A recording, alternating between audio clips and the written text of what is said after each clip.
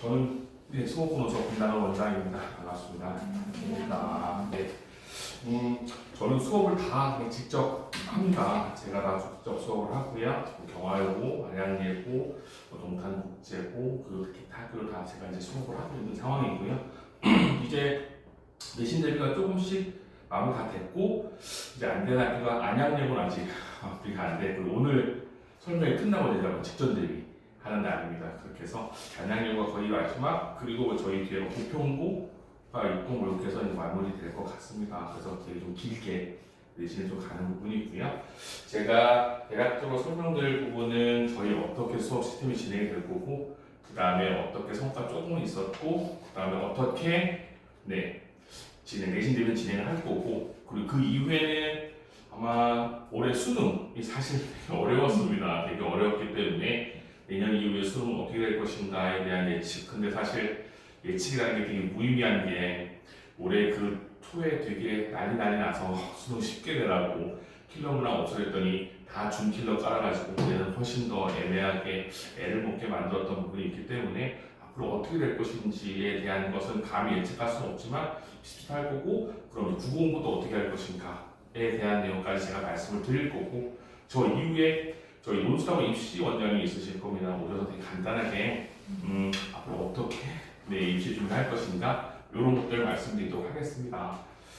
설명에는 저희 어떻게 진행이 되고 있는지에 대한 시스템 설명 드릴 거고요. 예비고1, 예비고3 수업 안내 드릴 거고요. 뒤에 이어서 2025학년도 입시 논술 전략 이 부분은 이제 뒤에 어떻게 할 것인가 설명 드릴 부분입니다. 저희 시스템의 시간표 안내 드리고요. 저 살찌기 전에 사진입니다. 살찌기 전에 사진인데 이것도 끌려나서 끌린 건데 그렇습니다. 학생들 항상 물어봅니다. 저 언제 시절이냐고 물어보는데 저거 사실 1년이 채 안 된 사진입니다. 1년이 채 안 된 사진인데 아무튼 그렇습니다. 저는 일단 분단과 수업하고요. 공무원의 강의도 하고요. 그 다음에 약식 논술도 강의를 하고요. 그냥 이것저것 하나만 걸려가 뭐 이런 생각처럼 하는데, 어쨌든 여러 가지 국어 관련 부분은 계속해서 지속적으로 하고 있습니다. 여기가 이제 메인이 돼서 하고 있었던 부분이었고요.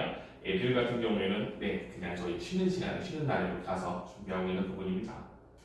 제가 중요한 건 아니기 때문에 어는데 저희 되게 좀 오래됐습니다. 저희 이제 98년도부터 시작했었으니까 내년이 26년 차가 되고 있었던 부분이고요.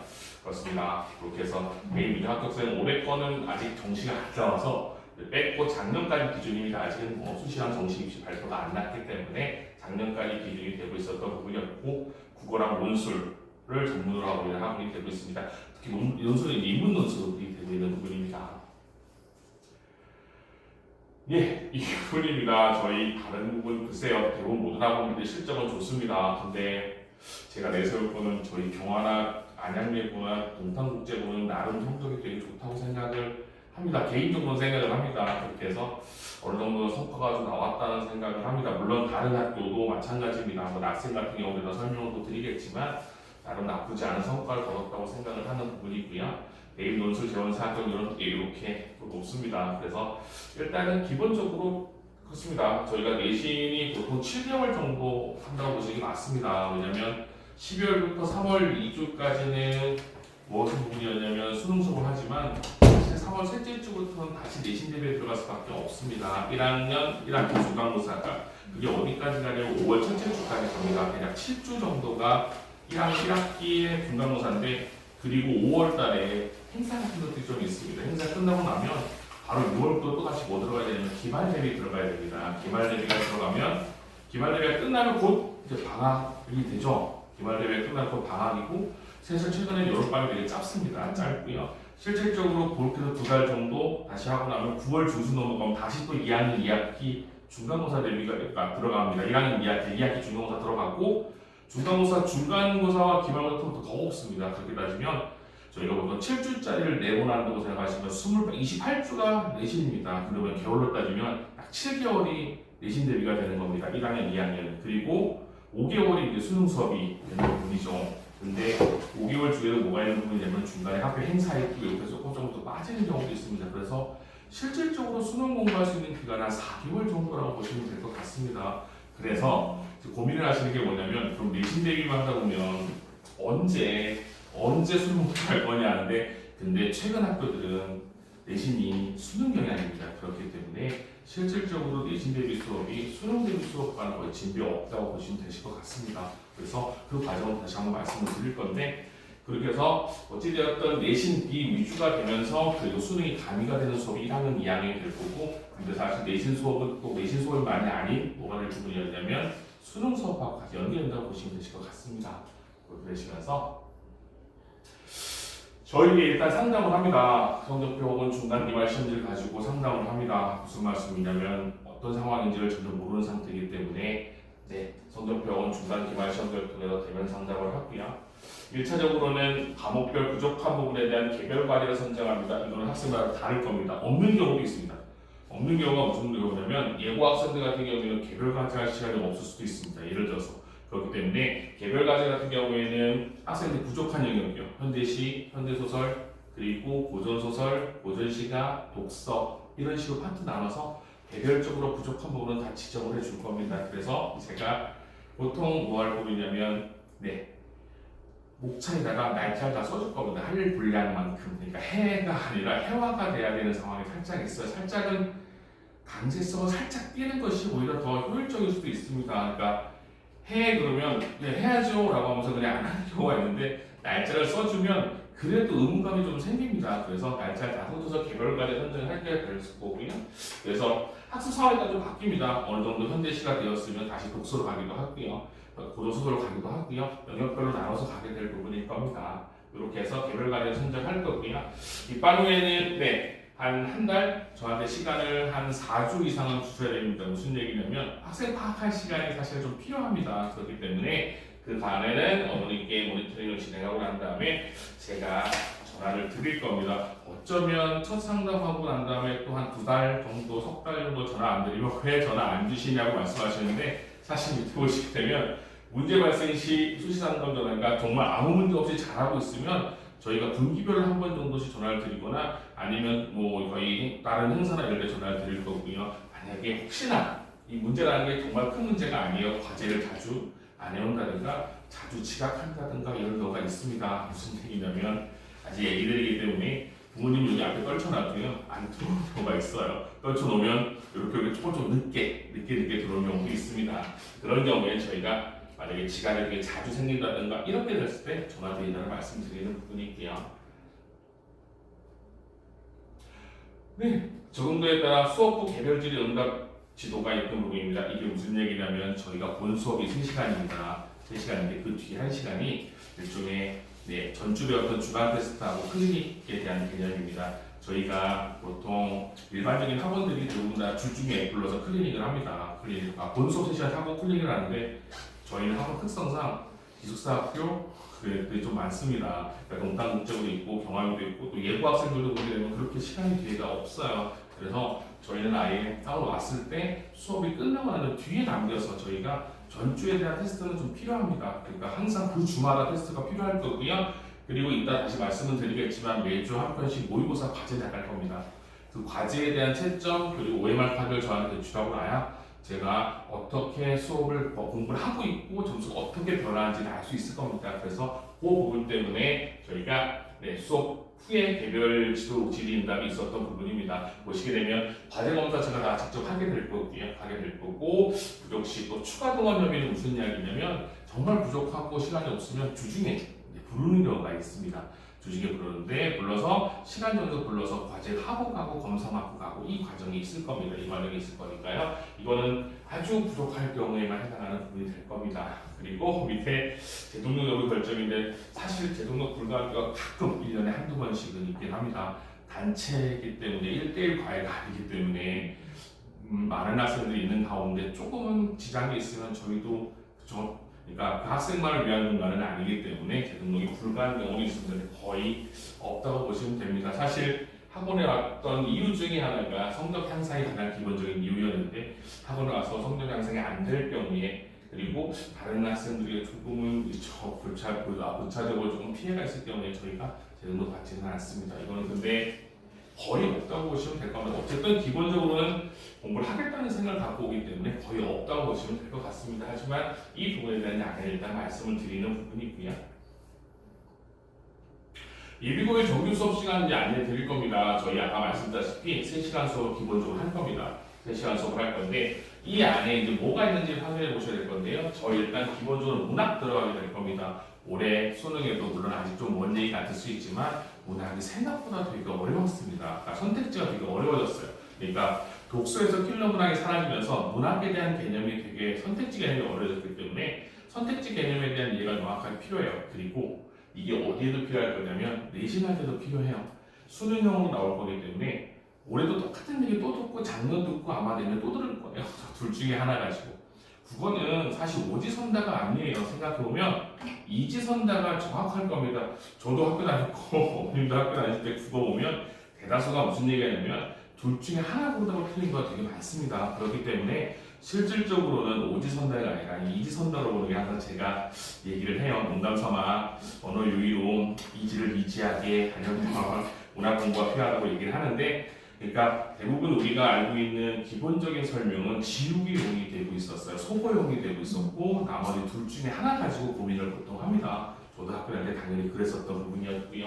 그나마 저는 사지선다였기 때문에 한국권 세대라 사지선다였기 때문에 다행이지만 요즘은 이제 오지선다도 지워가야 되는 상황에서 더 까다로워졌는데 얼마나 좀 잘 지워가느냐에 따라서 내 성적은 좌우될 거고 그리고 나머지 둘 중에 하나는 무슨 얘기냐면 얼마나 정확하게 개념을 이해하는가에 대한 내용이 될 겁니다. 그래서 기본 개념 더하기 내신과 연결되는 수능 고등고 대비 되게 중요한 건 사실 내신이라는 개념이 될 거예요. 아까도 말씀드렸다시피 내신이 7개월일 거고 1학년 때 내신은 상당히 중요한 요소가 될 겁니다. 그렇기 때문에 내신과 연결되는 수능 고등국어 대비가 되면서 기본 개념 익히기에 되게 충실하게 갈 겁니다.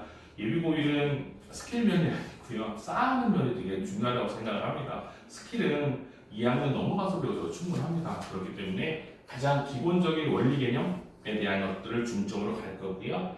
비문학은 독서죠.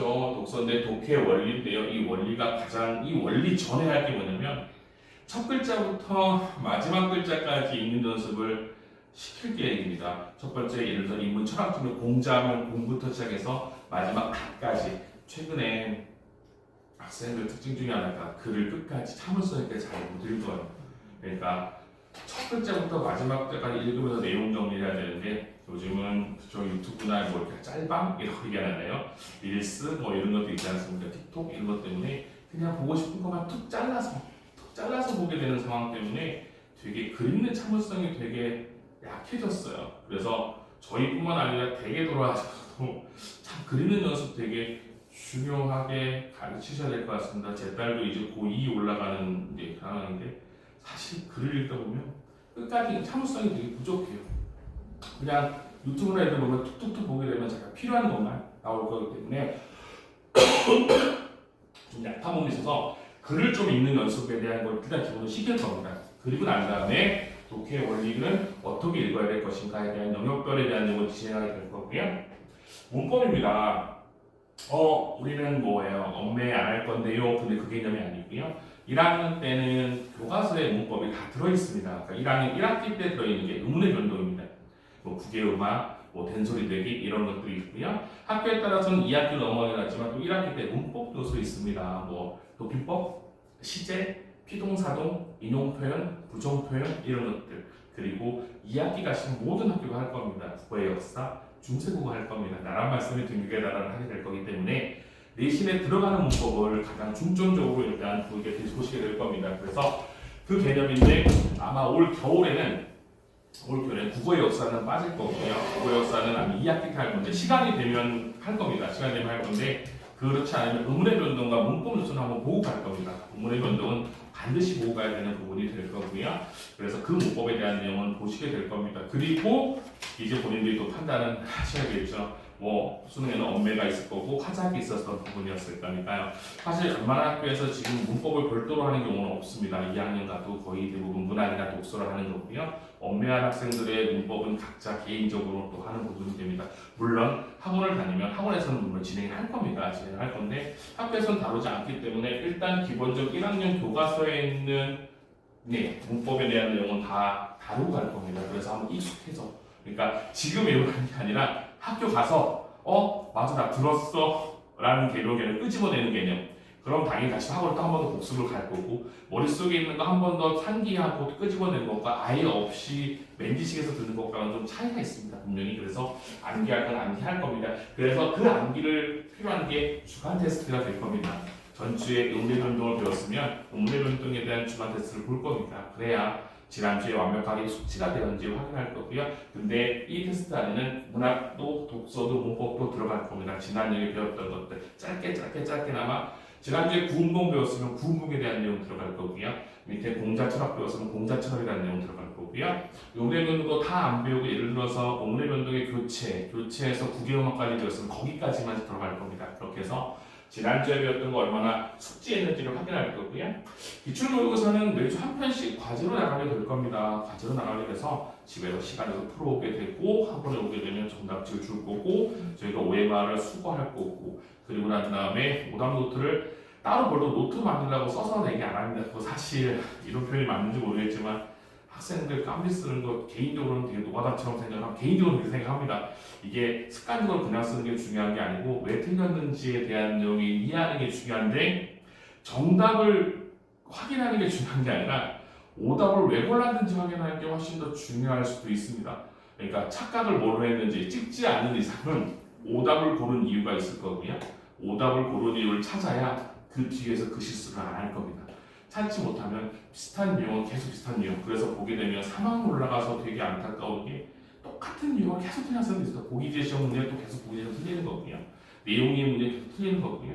그런 부분은 1, 2학년 때 뭐가 없었냐면 내가 왜 틀렸는지에 대한 분석이 없었어요. 정답을 그러니까 이거는 어떤 상황에서도 적용이 되는 부분입니다. 어느 과목에도 마찬가지일 거고요. 문과 쪽 과목은 3번 골랐는데 내가 3번 왜 골랐는지 모르면 정답을 아무리 맞춰도 아무리 확인해도 그 다음에 가면 또 비슷한 3번 다 고르게 되어 있습니다. 그래서 여기서 기출모의고사 푸는 이유 중에 하나는 왜 내가 그 답을 골라서 틀렸는지에 대한 확인 문제가 될 부분일 겁니다. 그리고 맞춤 과제는 개별 과제일 겁니다. 부족한 부분에 대해서만 맞춤 과제 개별 과제 드릴 겁니다. 그런데 이 부분은 강제 사항이 아닐 거고요. 학생들마다 모두 상황이 다 다릅니다. 그리고 제 욕심에서는 국어만 했으면 좋겠지만 사실 국어만 할 수 있는 상황이 되지가 않습니다. 영어도 수학도 예체능도 파일이 되게 많기 때문에 이 개별 과제는 학생들이 필요한 한도 내에서 필요한 양만큼만 주게 될 부분입니다. 물론 국어에 대한 기본적인 내용은 갖춰져야 하기 때문에 반드시 필요한 부분이 합니다. 그래서 예비고일 같은 경우가 조금 더 훨씬 더 많은 기본적인 신경이 더 쓰이는 부분일 거고요. 예비고일에서 국어에 대한 사실 재미 찾는 건 웃긴 얘기지만 일단 흥미에 대한 내용은 좀 필요할 겁니다. 그래서 최대한 국어가 재미있는 과목이라는 생각을 안 해도 좋으니 재미없는 과목이라는 건 생각 안 하게끔 그걸 만들어주고 싶은 게 겨울방학 때 목표가 됩니다. 조금씩 내가 알아가고 있다는 인식, 내가 알아가고 있구나에 대한 인식이 좀 필요했던 부분일 거기 때문에 그런 부분에 대한 중점을 맞춰서 예비고일 정규 수업은 나갈 예정입니다. 예비고사는 또 조금은 다릅니다. 조금은 예비고일과 다르죠. 기본적인 기본기가 다 갖춰져 있기 때문에 예비고일 같은 경우에는 수능 내신 모두 대비하는 수업 맞습니다. 고2 같은 경우에는 최근에 학교에서 1학기 때는 문학이고 2학기 때는 독서입니다. 그게 완벽한 수능에 대한 기본적 베이스죠. 그래서 그 베이스에 대한 내용을 수업하게 될 거고요. 3학년은 그냥 수능 전문 수업입니다. 저희가 이제 10월 말 정도 될 것 같으면 수능 특강 교재가 나오게 될 거고요. 사실 수능 특강이 교과서화되어 있는 상황이 됩니다. 올해도 여전히 수능 특강의 반영은 비율은 50%인데 실질 반영 비율이 조금 더 커졌습니다. 그렇기 때문에 3학년 같은 경우에는 EBS 교재를 중점적으로 해서요. 개별 과제 및 기출모의사 같은 것들에 대한 내용을 중점적으로 가게 될 겁니다. 수업 방식은 동일합니다. 거의 동일합니다. 3시간인데 문학 독서가 중심이 될 거고요. 그리고 선택 과목에 대한 내용도 있습니다. 학법과 작문이나 언어와 매체 선택하게 될 부분일 거고요. 동일하게 테스트 및 과제 점검이 들어가게 될 겁니다. 큰 차이는 없을 부분입니다. 예비고일하고 큰 차이는 없습니다. 보시게 되면 예비고일 보시게 되면 그냥 큰 틀의 차이는 없습니다만 조금은 더 좀 넓은 범위가 될 겁니다. 예비고일보다는 조금 더 넓은 범위일 거고요. 동일합니다. 학교 학생별 개별 지도 담당, 주로 담당과 협의해보고 난 다음에 제가 정하게 될 부분입니다. 그러니 1, 2, 3학년에 큰 차이는 없다고 보시면 될 거고요. 디테일 면에서 조금씩만 차이가 나는 거 봐주시면 될 것 같습니다.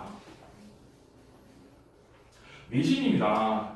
3학년 같은 경우에는 내신 대비가 EBS 교재가 그냥 내신이기 때문에 그냥 진행이 되지만 1, 2학년 내신은 학교별로 같이 나눕니다. 3학년 같은 경우는 학교별로 나누지는 않습니다. 모든 학교가 EBS 교재가 내신 대비 교재가 될 거기 때문에 나누지는 않는데 1학년, 2학년 같은 경우에는 6주에서 7주 정도 대비, 물론 시험이 조금 길어지면 8주까지도 가는 경우가 있습니다. 가는 경우가 있고요. 지금 오늘 제가 말씀드렸다시피 끝나고 하는 안양대로 같은 경우에는 조금 더 시험이 뒤로 늦어지기 때문에 8주 정도 가는 경우는 있습니다만 대다수가 6주에 7주에서 끝나는 부분입니다. 학교별로 반평성이 됩니다. 저희 겨울방학 때 수능 수업은 학교별로 구분되지 않습니다. 학년별 구분에다가 내신 대비에 들어가려면 교과서가 다 다릅니다. 교과서가 다르기 때문에 안양예고는 비상 박안수일 거고 경화여고는 신사고가 될 거고요. 동탄국제고는 금성이 될 거고요. 부평고 같은 경우는 지학사가 될 거고요. 낙생은 천재가 될 거고 이렇게 될 거기 때문에 다 나눠지게 될 겁니다. 학교별로 다 나눠지게 될 거고요. 학교별 내신 대비 교재가 따로 나올 거고 프린트 여기 앞에 보시면 제가 중철에게 전부 다 보시게 되면 전부 다 프린트로 해서 어떤 부분입니다. 이렇게 해서 문제가 다 가려질 건데 가장 기본은 일단 내용 설명이 될 거고요. 가장 충실한 내용 설명인데 근데 학교별 아마 필기를 볼 겁니다. 무슨 얘기냐면 문학 같은 경우에는요 사실 보는 분마다 조금씩은 다릅니다. 관점이 조금씩 다릅니다. 그렇기 때문에 일단은 진행을 하고 난 중간 이후부터는 학교 필기를 봅니다. 참고합니다. 동일한 표현이어도 학교마다 다 다릅니다. 그리고 가르쳐주는 게 다 다릅니다. 예를 들어서 이번에 2학년 2학기 때 국어의 역사를 할 경우에 동탄국제고하고 경화여고하고 안양예고하고 부평고하고 그 다음에 낙생고는 다 심도 있게 가르치는 경우가 다릅니다.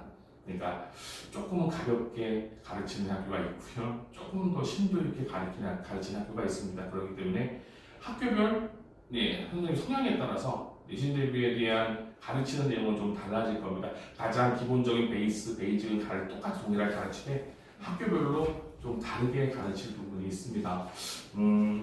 관용격 조사 같은 경우에도 그러니까 중세국어의 관용격 조사 같은 경우에도 가장 기본적인 것만 가르치는 학교도 있고요. 제2층의 음성모음의 관용교사 2 가르치는 학교도 있습니다. 예를 들어서 그렇습니다. 이러면 이거는 모든 학교에 적용을 시킬 수는 없습니다. 무슨 얘기냐? 안 그래도 할 거 많은데 학교에서 안 나올 거 굳이 제가 알려주면 되게 스트레스예요. 그것도 왜냐면 우리 학교는 안 나올 건데, 그러니까 제 지식 자랑하려고 다 알려주면 뭐 어찌 보면 제 지식 자랑일 수도 있겠지만 받아들이는 입장에서는 안 나오는 것도 해야 될 수밖에 없는 상황. 이렇게 되면 복잡해집니다. 그렇기 때문에 제가 내신 대비할 때는 가장 베이직적 기본적인 거는 동일하게 가르치되 학교별 교과서 다 볼 거고 늘 뭘 물어볼 거냐면 필기된 거 다 확인합니다. 그래서 어떻게 진행하고 있는지 동일한 내용 동일한 어떻게 가르치는지 확인하고 난 다음에 그 앞에 맞춰서 프린트도 나가고 맞춰서 문제로 나갑니다. 그러니까 저희가 제공하는 문제가 제가 다 일일이 다 해서 선별해서 뺄 거 빼고 넣을 거 넣고 해서 그래서 사실 동일한 시험범위면 다 똑같이 때려 넣으면 되는데 그게 아니라 학교별로 다 나눠서 안 나오는 거 다 빼고 나오는 것만 넣고 이렇게 됩니다. 이렇게 제가 다 직접 다 골라서 그래서 기출문제, 예상문제 병행한다는 게 학교 뭐에 맞춰서 갈 거냐면 진도에 맞춰서 그다음에 필기에 맞춰서 갈 겁니다. 그렇게 갈 거기 때문에 어찌 보면 학교별 맞춤으로 간다고 아직도 강화는 아닐 겁니다. 제가 일일이 다 고릅니다. 생각보다 한 학교 한 주권 맞는데 시간 꽤 오래 걸립니다. 그래서 문제 내용도 기본 문제, 발전 문제, 최상위 문제 다 첫 번째, 두 번째, 세 번째 기본 문제 뒤로 갈수록 발전, 최상위까지 그래서 조금만 가면 수능식까지 조금 대비를 높은 줄 세우는 학교들 대비하는 문제를 다 가게 될 겁니다. 그리고 주일에 3시간이 맞습니다. 그리고 똑같습니다. 똑같이 주간 테스트는 전부 다 봅니다. 전주에 대해서 다 보고 난 다음에 테스트 결과 문자 전송해 드릴 겁니다. 그럼 얘가 어떻게 발전하고 있구나, 어떻게 보고 있구나 아실 수 있는데 그런데 테스트가 생각보다 좀 까다롭습니다. 그러니까 무슨 얘기냐면 까다로우면 제가 뒤에다가 덧붙여 문자 보내드리고 이번 시험은 난이도가 어땠고 성적이 이렇게 나올 수밖에 없었다는 것들 학생들 입장에서는 되게 걱정을 해요. 이거 문자 가요? 가기는 가. 근데 제가 뒤에 부연 설명 다 달아드릴 겁니다. 이번에는 이렇게 맞을 수밖에 없는 구조였었고 왜 이렇게 냈는지에 대한 내용들 중간쯤 가면 한 번 좀 중간에 3주차, 4주차 하면 되게 좀 어렵습니다. 그게 조금 안다 싶으면 이제 조금씩 이제 너무 쉽게 내면 더 이상 안 파고들어요. 근데 한번 이렇게 툭 어렵게 나면 또 다시 조금 부족하구나 싶어서 또 다시 파고드는 부분들 이렇게 있을 겁니다. 그래서 그 부분이고, 네, 결과에 따라 추가 문제 지급을 합니다. 별도로. 그래서 별도로 요구하는 학생도 있고요. 동일하게 문항수 나지만 문제 푸는 속도는 다 다르고 상황도 다릅니다. 그래서 저는 뭐 얼마나 더 필요해요? 라고 하면 더 필요 문제, 추가 문제 할 거고요. 그 다음에 남기는 경우가 꽤 있습니다. 그래서 남아서 마무리 다 하고 가야 되는 경우가 있어요. 마무리 하고 가야 되니까 그 주를 배운 건 그날 마무리하거나 못 해온 건 마무리하고 가는 게 맞는 부분입니다. 왜냐하면 내신들 때 또 말씀드리지만 국어만 할 수 있는 게 아니기 때문에 왔을 때 정리하고 가는 게 가장 맞기 때문에 왔을 때 정리를 채우는 부분이고요.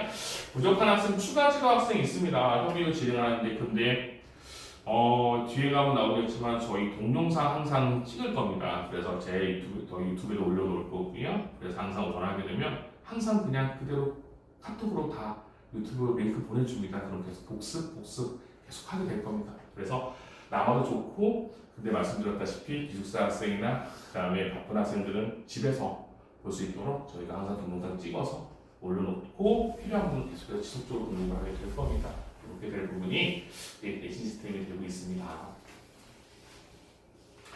얘는 이제 수업 시간표입니다. 지금 정규 수업 시간표고요. 예비고일입니다. 토요일 2시, 일요일 10시, 일요일 오후 6시 이렇게 세 탈 형성되어 있습니다.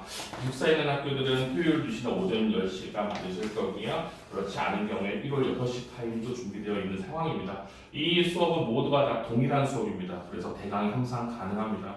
예를 들어서 토요일 2시 타임에도 일요일 오전 10시나 일요일 오후 6시 오시게 되면 수업이 동일한 수업, 동일한 선생, 동일한 과제, 동일한 내용 다 동일합니다. 이것도 다 못 오시게 되면 연락 주시면 저희 항상 말씀드렸죠. 동영상 찍어서 동영상으로 이렇게 편집해서 보내드릴 겁니다. 수업 이후에 보내드릴 거고요.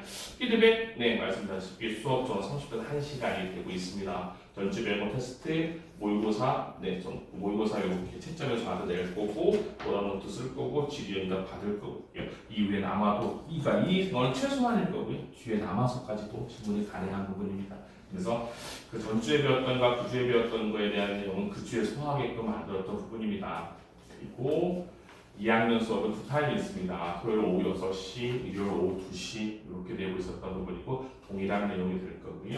고3 같은 경우에는 토요일 오전 10시가 될 거고요. 금요일 오후 6시 이렇게 깔려있던 부분입니다. 이렇게 해서 저희가 편성될 거고 내신 대비 시간표는 훨씬 더 잘게 나눠지게 될 겁니다. 이건 정규 수업일 거기 때문에 이렇게 나눠졌던 부분일 거고요. 그래서 잘게 고일 내신국어 분석 일단 기본적으로 말씀을 드릴 건데 여기 보시면 경화여고 결과입니다.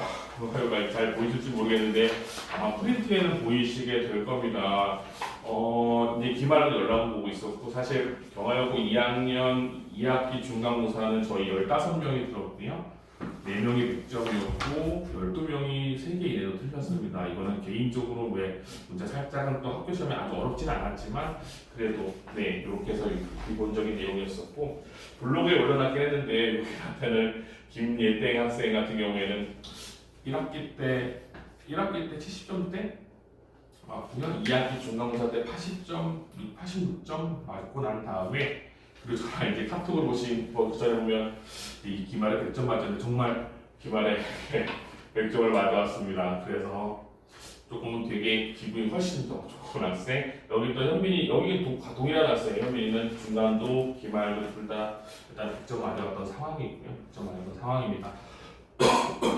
제가 알기로는 경화여고 이번 2학기 기말이 100점이 4명. 걸로 알고 있습니다. 좀 까다로웠습니다. 많이 조금 평상시에도 좀 까다로웠습니다. 그런데 어쨌든 저희 2명은 그래도 100점 맞아왔던 상황이고요. 물론 지속적으로 계속해서 경화여고 경화의 맞춤에 대한 내용을 일단은 나가게 될 겁니다. 그렇게 해서 성과 보여줄 건 상황일 거고요. 여기 이제 국제고 같은 경우에 이제 하나 틀렸던 상황이 될 거고요. 안양여고 같은 경우에도 뭐 2개 틀린 거 하나 틀린 학생들 다 있었던 부분일 거고요. 이 내용이 그 내용입니다. 어제 저 강의 영상 줄 수 있나요가 그 얘기입니다. 저희 강의 다 찍고 난 다음에 필요한 학생들 전부 다 동영상을 해서 복습할 수 있게끔 계속 제공해 드릴 겁니다. 그래서 꾸준하게 보면 성적이 더 올라가야 될 부분일 거고요. 또 낙생이나 이쪽은 또 안 넣어놨습니다. 낙생 같은 경우에도 1학기 때 70점대였는데 2학기 중간에 80점, 이번에는 이제 하나 틀려갖고 그러니까 글쎄요 모든 학원들이 동일할 겁니다. 100점이 모든 학생들의 100점이 목표가 될 거고요. 최선을 다해서 맞춤으로 이제 문제를 주게 될 거고요. 조금만 따라와 준다면 분명히 성적은 오를 거라는 것은 말씀드릴 수 있는 부분이 됩니다. 얘는 시험 경향이 됩니다. 저하고 1학년이 중상으로 했던 부분이 무슨 얘기냐면 난이도가 살짝 쉬울 때도 있고 어려울 때도 이번 기말은 살짝 어려웠습니다. 2학년 2학기 기말은 무슨 얘기냐면 2학년 2학기 중간이 너무 쉬웠어요. 100점이 20명이 넘었었어요.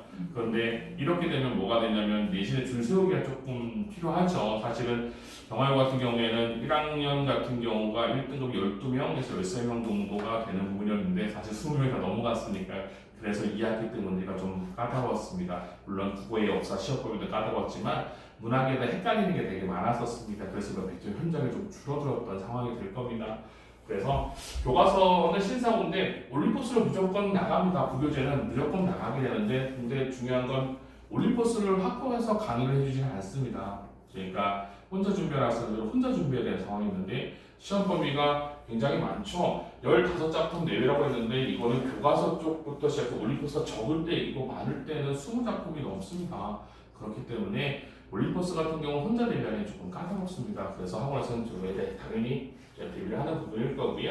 외부 지원 비중이 높고요. 모든 시험 범위가 모두 출제되지 않습니다. 이게 무슨 얘기냐면 올림포스 시험 범위, 그러니까 교과서 시험 범위 다 출제가 되는데 올림포스 시험 내용이 많습니다. 근데 그 중에서 출제되지 않는 작품들이 있습니다. 이거는 어찌 보면 수능을 대비하게 되면 잘하는 걸 수도 있습니다. 사실 수능을 대비해야 되기 때문에 그래서 공부해야 될 양은 많은데 모두가 출제되지는 않고 모의고사 방식의 문제 출제가 됩니다. 이렇게 되면 결국은 수능식 출제라는 얘기가 됩니다.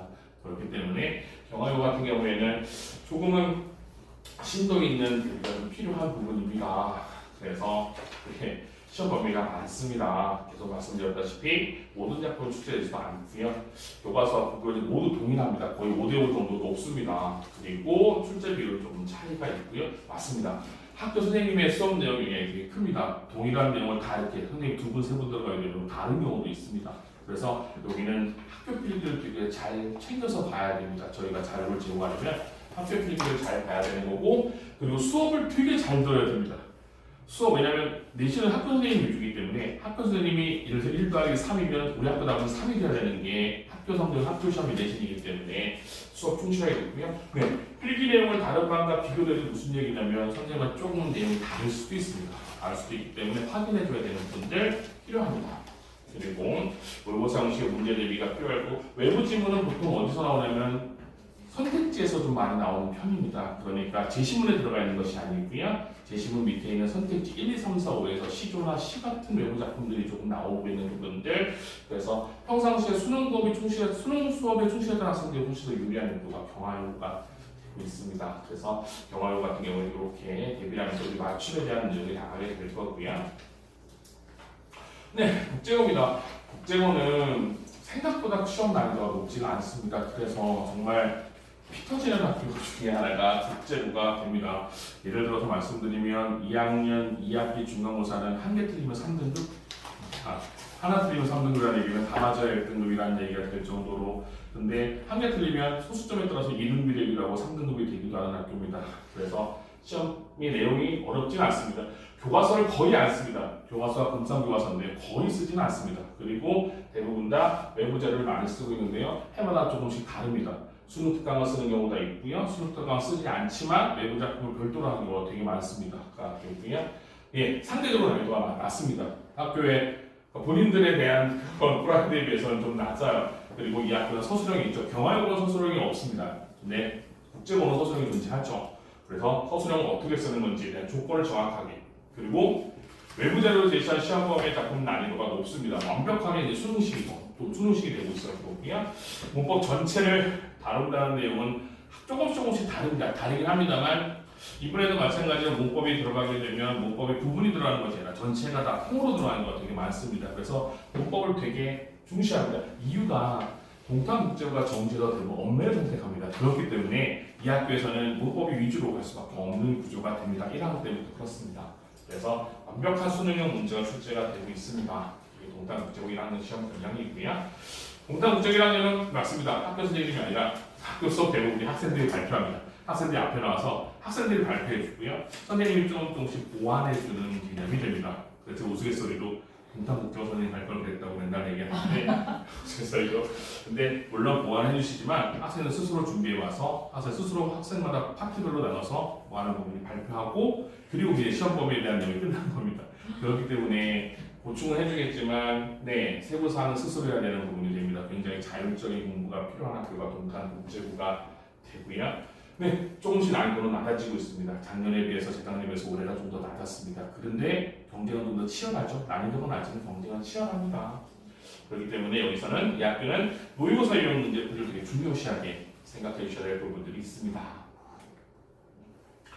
보편고입니다. 보편고는 중상이 될 거고요. 지약서입니다. 생각보다 되게 어렵습니다. 보편고가 분당 지역에서 국어가 조금 어렵기로 유명한 학교 중에 하나가 됩니다. 그리고 시험 범위도 굉장히 많고요. 그리고 모의고사도 들어가는 학교가 됩니다. 그래서 조금 난이도가 있고 까다롭고 소수로도 좀 까다로운 학교가 됩니다. 유독 국어만이 좀 까다로운 학교가 되고 있었습니다. 그래서 교과서도 순차적으로 나가는 부분은 아닙니다. 띄엄띄엄 나가고 A 선생님, B 선생님이 앞뒤를 동시에 나가기 때문에 되게 예측하기 어려운 학교들 그리고 외부 자료가 되게 많습니다. 그래서 보편고는 분당 지역에서는 낙승보다 훨씬 더 까다롭고요. 분당 지역에 국어 어렵다 유명한 거 영동여고, 보편고 그렇게 있습니다. 그래서 보편고는 조금 까다로운 학교 중에 하나가 됩니다. 그래서 굉장히 외부 자료가 되게 변수가 될 거고요. 모의고사 같은 경우가 들어가기 때문에 모의고사가 좀 변수가 되는 경우가 되게 많습니다. 보편고는 되게 좀 까다롭게 준비를 해주셔야 되는 학교가 됩니다. 낙생고입니다. 낙생고는 현재 박영목 교과서가 되고 있었는데 중상이라고 얘기하고 있었는데 중하고 중상하고 왔다 갔다 하는 학교가 되고 있었던 부분일 거고요. 되게 FM적으로 딱딱딱 끊어가는 학교가 됩니다. 시험 범위를 처음부터 끊어가고 있는 학교들 그리고 기본적으로 낙생고는 이과 과목에 비해서 문과 과목을 까먹지는 않은 학교 중에 하나가 되고요. 맞습니다. 가장 기본적인 개념만 이해하고 있으면 풀 수 있는 유형의 문제가 있습니다. 그렇기 때문에 아주 까다로운 난이도의 학교는 아닙니다. 그래서 외부 자료에 따라 조금은 난이도가 달라질 수는 있습니다. 그렇죠? 이렇게 되고 있었던 부분들 외부 작품이 조금 까다롭긴 합니다. 그래서 2, 3 난이도 작품을 다루기도 하기 때문에 자료 나갈 때 수능 자료 같은 것들이 좀 병행해서 나가기도 합니다. 이 부분에 대해서는 저희가 학교에 맞춰서 나가고 있는 부분일 거고요. 가장 기본적 개념에 대한 이해가 되어 있어야 되는 학교가 학생고등학교가 됩니다. 그리고 보시게 되면 제가 다 만들어 놓고 아차 싶었던 게 안양예고였었습니다. 조표로 만들어 놓고 제가 다시 별도로 안양예고를 만들었고요. 시험 난이도가 되게 중간 수준입니다. 그다음에 부산 다란수 교재인데요. 시험 범위가 상대적으로 적습니다. 되게 적은 편입니다. 이번 학기에도 되게 적었고 저번 학기도 적고요. 안양예고는 글쎄요 예고 특성상 좀 바쁜 부분이기 때문인지 시험 범위가 상대적으로 적습니다. 단 모의고사 기출이 올해 특징입니다. 작년까지는 안 그랬었는데요. 올해 이제 모의고사 기출 중에 독서를 포함하는 경우가 있습니다. 무슨 얘기냐? 상대적으로 수능을 봐야 되는 상황일 거고요. 독서에 대한 그냥 그 공부 양이 적다 보니까 아예 내신 수업의 기출 1학년 기출을 독서에 포함시키는 경우가 있습니다. 올해도 마찬가지입니다. 교과서 풀 때 매우 충실하게 문제 출제하고요. 난이도는 아주 높지는 않습니다. 그래서 여기는 누가 충실하게 공부하느냐가 되고 있었던 부분이고요. 그래서 누가 교과서를 충실하게 공부하고 문제를 많이 풀어야 따라 성적이 되게 좌우가 될 겁니다. 안양예고는 이게 안양예고 학생들을 비하하는 부분이 아니고요. 상대적으로 공부량이 좀 적어요. 왜냐하면 실기가 워낙 빡세다고 해야 하나요? 힘들기 때문에. 근데 그나마 미술과 학생들은 그나마 또 공부 좀 하는데 무용과나 음악과 학생들은 상대 또 공부량이 좀 더 적긴 합니다. 그래서 조금만 충실하게 풀어봐주게 되면 성적이 나오는데 그래서 안양예고의 가장 특징은 문법 능력 성적이 등급 결정합니다. 무슨 얘기냐? 문법 외워야 되죠. 문학은 그냥 수업 듣고 안 외워야 되는데 문법은 외워야 됩니다. 사실 문법은 왕도가 없습니다. 외워야 되죠. 그러니까 누가 문법 잘하나가 누가 성적 잘 맞나 싸움이 되는 학교 중에 하나가 안양예고가 됩니다. 그래서 안양예고 할 때는 가장 신경 쓰는 것 중에 하나가 문법 능력이 됩니다. 그래서 이번에도 국어의 역사 들어가는 상황인데 굉장히 많이 신경을 쓰고 굉장히 많이 여러 번 쓰고 첨삭하고 그래서 안양예고 같은 경우에는 암기 위주로 갈 겁니다. 문법은 암기를 해야 집에 갈 수 있을 정도로 암기를 해야 첨삭을 내고 첨삭을 받아야 갈 수 있을 정도로 이렇게 해서 문법적 성적이 등급을 결정하는 아주 중요한 변수가 되고요. 상대적으로 문학이나 이런 내용들이 까다롭지는 않습니다. 그러니까 문학 시험 내 자체가 어렵지가 않고 기본은 문법 그리고 독서, 최근에도 독서를 누가 더 충실하게 여러 번 읽느냐 이 싸움에 대한 학교가 한양예고학교가 되고 있습니다. 전체적으로 시험법도 적고 난이도가 아주 높지는 않습니다. 그렇기 때문에 조금만 신경 써주면 성적이 나올 수 있는 학교가 됩니다.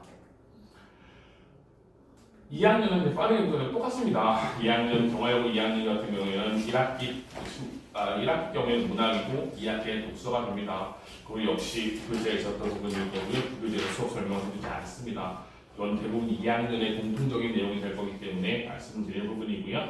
대부분 모의고사 형식으로 출제되고 있었습니다. 있는 부분이고요. 이렇게 2학년 똑같습니다. 동일하게 모의고사 형식으로 출제되고 있었던 부분들이 되고 있었습니다. 그렇기 때문에 경화여고는 1학년 때 충실하게 하는 것이 2학년 공부랑 마찬가지입니다. 1학년 때 충실하게 하는 학생들이 2학년 성적이 그대로 올라갑니다. 그러니까 확 바뀌는 경우가 생각보다 많이 없습니다. 제가 경화여고를 계속 지속적으로 해왔었는데 경화여고 1학년 때 했던 학생들의 성적이 거의 그대로 이렇게 올라가는 경우, 물론 아예 100% 몇 점이 안 된다고 볼 수는 없지만 1학년 때 충실한 과목이 2학년 문학으로 그대로 올라갈 거고요. 그대로 독서로 올라갈 겁니다. 그렇기 때문에 1학년에서 올라가는 부분이 되게 중요한 학교가 됩니다. 그래서 경화여고 2학년 성적은 조금 과장하면 1학년 성적이 좌우한다고 가면 아닙니다. 그대로 올라가는 경우가 되게 많습니다. 제가 계속해서 지속적으로 확인한 결과 그대로 올라가는 경우가 많고요. 국제고는 감사합니다. 되게 까다롭습니다. 시험 범위도 굉장히 많고 그 다음에 내용도 굉장히 많습니다. 굉장히 많은 학교입니다. 참 경화여고 2학년은 말씀을 잠깐 잊었는데 시험 범위가 50개 정도가 됩니다. 2학년 가면 시험 범위가 급격하게 늘어납니다. 급격하게 늘어나서 기출에 있는 내용들이 다 작품에 있기 때문에 40개에서 50개 정도가 됩니다. 특히 1학기 때 문학의 시험 범위는 4, 50개가 됩니다. 급격하게 늘어난 학교가 경화여고 2학년입니다. 그리고 독서도 교과서 지문 별도로 그 다음에 외부 지문 별도로인데 이번에 외부 지문이 보통 보게 되면 20개 이상씩 되는 게 외부 지문이고요. 그리고 교과서 별도로 있고요. 경화여고는 시험 범위가 굉장히 많습니다. 그에 반해서 그에 동작이 국제고도 시험 범위가 굉장히 넓습니다. 넓고 이거는 중복이 되는 부분도 이렇게 있습니다. 똑같습니다. 모의고사 형식 그리고 같습니다. 중상위권 학생들이 굉장히 매우 치열합니다. 그리고 다른 학교와 다르게 2학기 때 문법합니다. 다른 학교에 다 답수하는데 여기는 문법을 합니다. 이유는 대다수의 학생들이 수능 때 언매를 택하기 때문에 문법을 언매를 하고 있었던 상황들 말씀드립니다. 우편고도 동일하게 되고 있었습니다. 계속해서 말씀을 드리는 부분입니다. 이렇게 지속적으로 제가 분석했던 결과들 외부 지문 나오는 것도 우편고 역시 1학년 못지않게 2학년 시험도 좀 까다롭습니다. 그 다음에 올해 수능 총표 대략적으로 말씀을 드리겠습니다. 아직 조금 혹시 예비고 1이시라면 뭔 얘기라고 생각하실지 모르겠지만 혹시 또 언니 오빠들이 3학년이 될 수도 있는 거고요. 올해 수능이 좀 어려웠습니다. 다소 어려운 게 아니라 사실 좀 어려웠던 부분이었고요. 9월 모의평가 출제 경향 윤시험 난이도는 높아졌습니다. EBS 연기률이 50.1%인데 실질 연기률은 좀 높아졌고 킬러 문항 대체 성공적 아니요. 성공적은 아닌 것 같습니다. 그런데 좋은 킬러 문제가 되게 많이 늘었고요. 선택 과목 유불리 가능성을 최소화로 노력을 한 것 같습니다만 이 내용 때문에 화법과 작문 내용이 어려워졌습니다. 보통 언매하고 화작 중에 화작이 접근성이 쉬워서 했는데 화작 내용이 좀 까다로워졌습니다. 그래서 간략하게 설명을 드리면 어렵게 출제됐습니다. 언매 되게 어려웠습니다. 언매가 쉽지가 않았었습니다. 언매가 쉽지 않았던 부분이었고요. 기존의 수능이 말하기 어렵습니다. 이따가 예시 보여드릴 거고요. 문학은 새 지문이 EBS 교재 연계가 되고 있었습니다. 이렇게 되면 외부 지문 해석 능력이 되게 중요하게 될 겁니다. 1학년 때부터 수능 공부에 대한 내용들 중요하게 될 거고요. 근데 중요한 건 독서예요. 사실 독서는 그동안 이렇게 내용 연계가 많이 된 적은 없었어요. 그래서 중심 내용이 모두 EBS 교재 연계는 되었습니다만 문제 자체가 까다로웠습니다. 그러니까 킬러 문제는 사라졌고요. 준킬러가 쭉 늘어났기 때문에 점수가 내려갈 수밖에 없었어요. 심지어 그냥 학생들 무슨 얘기냐면 나는 원래 킬러 문제 맞을 생각이 없었다. 나는 원래 없었다. 라는 학생들은 훨씬 더 불리하게 작용할 수밖에 없었던 상황이었고요. 화법과 작문에서 난이도와 유형 기존 틀인데요. 한두 문제가 훨씬 더 까다로웠습니다. 무슨 얘기냐? 시간 잡아먹는 문제가 생겼습니다. 사실 80분 동안 약속된 시간 내에 45문제를 풀어야 되는데 네, 난이도와 유형은 기존 틀에 유지되었지만 한두 문제가 까다로워서 시간을 굉장히 많이 잡아먹었습니다. 그래서 연습 좀 필요했던 부분이었고요. 맞습니다. 지문은 없지만 말씀드린 선택지가 다수가 됩니다. 그래서 선택지 개념 이해 문제가 굉장히 중요했습니다. 1학년 때부터 이제는 수능을 보시려면 선택지 개념에 대한 공부 중점적으로 좀 해주셔야 될 부분입니다. 가장 기본일 거고요. 네, 올해는 뭐 이렇게 되고 있었던 부분일 겁니다. 그래서 생각보다 원점수에 대한 내용이 굉장히 87점, 85점, 역대급 불수능이죠. 생각해보면 2등급이 둘 다 80점이 안 됐던 상황이 됩니다. 정말 불수능이었습니다. 보시게 되면 뭐 87점, 이렇게 85점 이렇게 되고 있었던 건 굉장히 까다롭다는 얘기고요. 좀 오답률 가장 높았던 거 보시게 되면 화법과 작문에서 45번이죠. 무슨 얘기냐? 화법과 작문 선택한 학생 중에 45번이 제일 많이 틀렸다는 건 화법과 작문을 제일 많이 틀렸다는 얘기입니다. 이거는 역대에서 한 번도 있었던 적이 없었던 부분입니다. 45문제 중에서.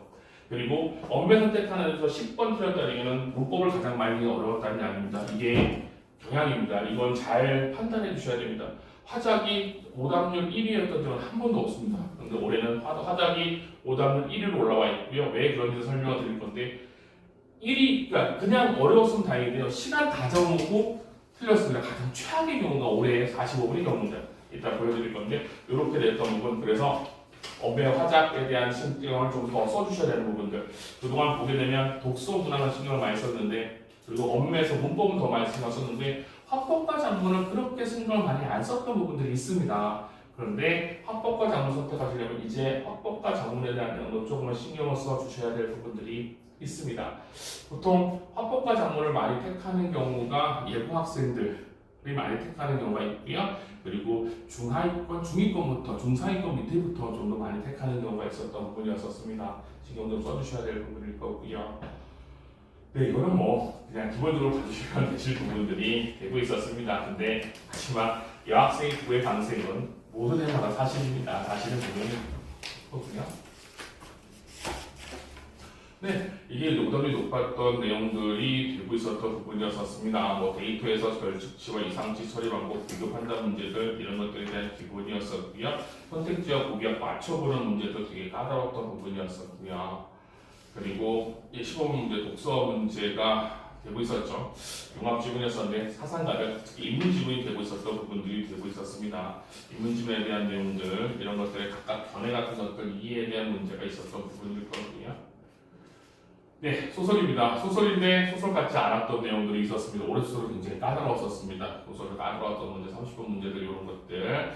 네, 갈등이 정확하게 드러나지 않습니다. 소설의 갈등 관계가 명확해야 되는 건데 갈등이 전혀 드러나지 않았던 상황이 될 거고요. 보시게 되면 네, 언매입니다. 언매인데 이거 훈민정음 제자 원리 지문이었는데요.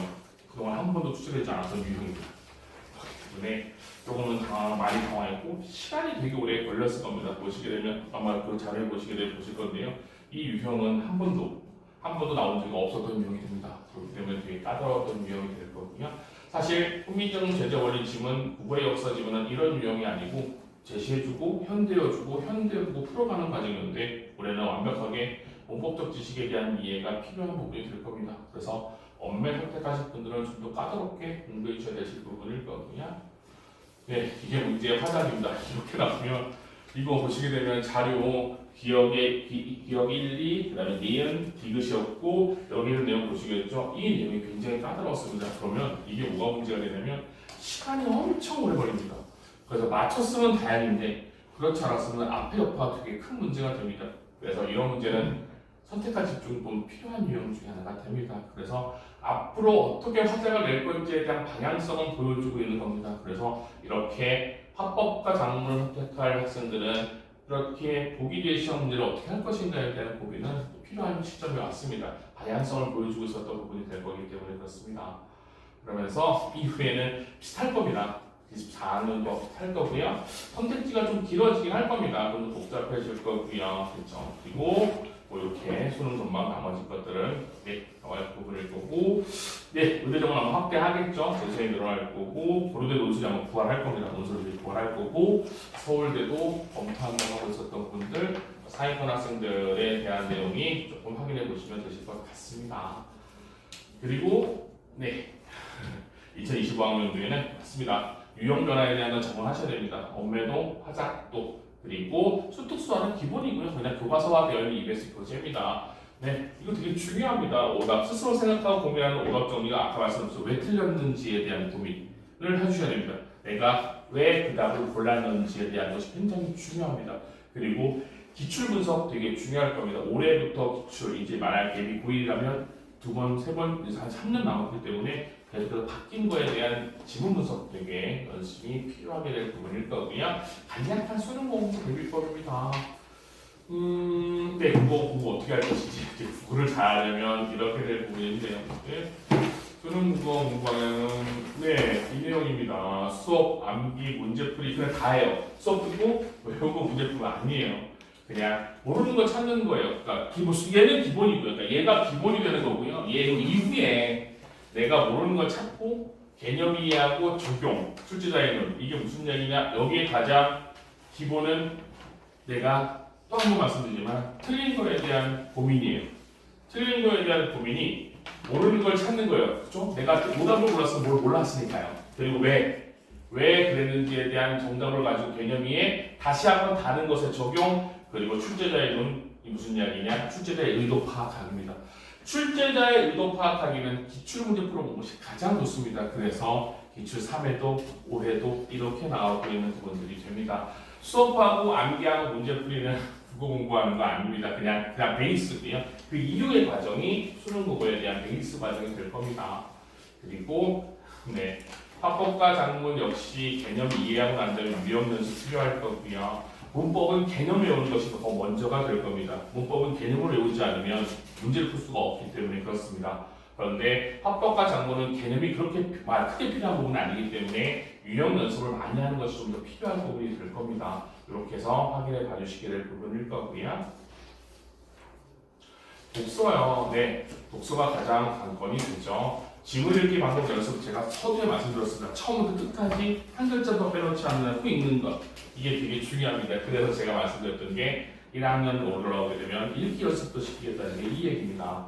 이 얘기가 될 거고요. 읽으면서 무엇을 얘기하고 있는 건지, 거기에 핵심어는 뭔지, 내용은 뭔지, 제재별. 이 제재별은 인문예술, 사회문화, 과학기술에 대한 내용 그리고 난 다음에 문제풀이에 들어가고 나면서 문제에서 유형별로 글구조, 예율치, 적용, 추론 문제를 적용하는 거고요. 이 중에서 보기 대시험 문제가 아마 가장 까다롭게 다가오게 될 겁니다. 그래서 보기 대시험 문제 항상 3점짜리가 될 거고 항상 보기 대시험 문제는 왜 중요하냐면 보기 분석도 더 중요하기 때문에 보기 분석 때문에 보기 유형 문제가 좀 까다롭게 느껴지게 될 겁니다. 독서는 문제풀이가 먼저가 아니라 지문 읽기가 먼저입니다. 무조건 지문 읽기가 먼저입니다. 집에서도 꼼꼼하게 한 글자도 빼놓지 않고 글 읽는 연습. 이게 해가 갈수록 더 중요시하게 될 겁니다. 해가 갈수록 글 읽는 방법에 대한 내용이 점점 더 부족합니다. 그래서 더 중요하게 될 부분이기 때문에 지문 읽기 방법 연습 굉장히 필요합니다. 그래서 저는 올 겨울방학 때 예비9일 같은 경우에는 다시 말씀드리지만 글을 인내심 있게 끝까지 읽고 끝까지 뭐가 되고 있었습니까? 내용을 할 수 있는지. 그래서 교재 보시게 되면 문제는 아주 까다롭지 않습니다. 근데 어떤 문제냐면 글을 끝까지 읽어야 볼 수 있는 유형의 문제가 됩니다. 무턱대고 어려운 것부터 가르친다고 해서 늘어나는 게 아닙니다. 글이 연습이 돼야 쉬운 글을 읽어야 어려운 글로 넘어갈 수 있습니다. 처음부터 어려운 글을 읽게 되면 독서에 대한 흥미는 현저하게 떨어질 수밖에 없습니다. 그렇기 때문에 되게 연습이 되게 필요하고 그리고 이 어휘가 굉장히 좀 필요할 부분입니다. 어휘가 굉장히 필요할 부분이기 때문에 글을 읽으면서 어휘에 대한 내용 굉장히 많이 강조할 예정입니다. 요즘 학생들은 어휘력이 조금 많이 부족합니다. 제 애들부터 마찬가지지만 현격하게 좀 부족한 부분이 있기 때문에 어휘에 대한 신경을 굉장히 많이 쓸 거고 그 어휘도 독서 이게 문학에서도 마찬가지일 거고요. 굉장히 많이 신경을 쓸 겁니다.